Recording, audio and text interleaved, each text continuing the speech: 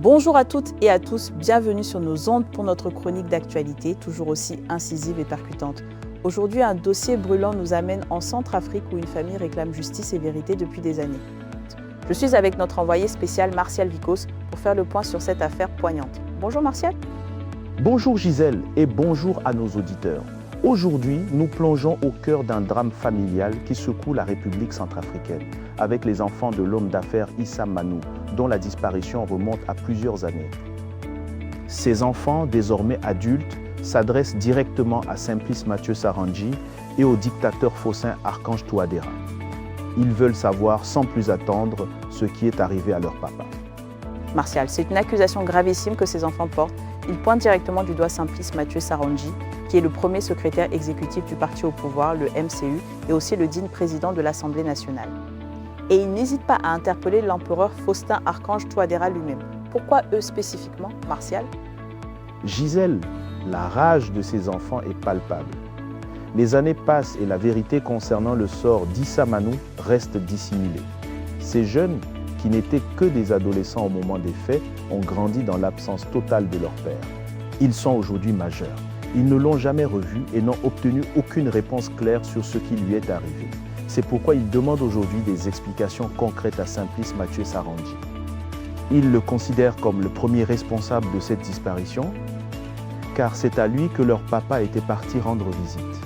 Et l'empereur faussin Archange Touadéra est également mis en cause, en raison de sa position au sommet de l'État. C'est une situation qui fait froid dans le dos, Martial. Des enfants forcés à fuir un accident. On parle de menaces. Le régime en place ne les lâche pas. C'est malheureusement la triste réalité, Gisèle. À cause des menaces constantes qui pèsent sur eux depuis qu'ils réclament la vérité, les enfants ont été forcés de se séparer et de fuir. Certains se sont réfugiés dans les pays voisins ou à l'étranger, tandis que d'autres sont restés à Bangui. La situation de cette famille est difficile, comme en témoigne l'accident récent de l'un des fils, encore mineur, dans le 5e arrondissement de la capitale.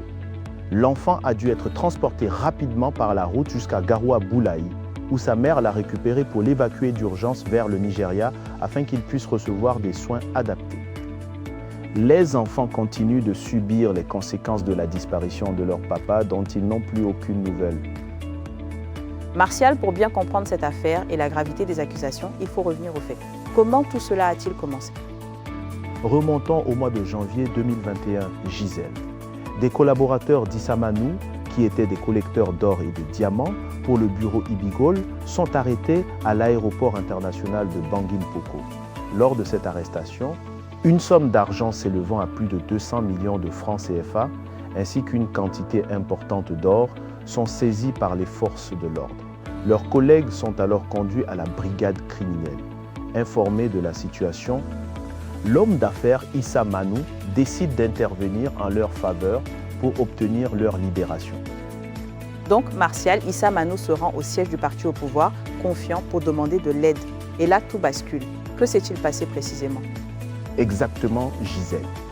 Il se rend en voiture, accompagné de son chauffeur, au siège du parti au pouvoir, le Mouvement des Cœurs Unis, qui se trouve au quartier Malimaka, dans le 5e arrondissement de Bangui. Issa Manou demande une audience pour s'entretenir avec Simplice Mathieu Sarandji afin de lui demander son appui. C'est alors qu'il se trouve dans la salle d'attente du bâtiment officiel que des hommes armés font irruption.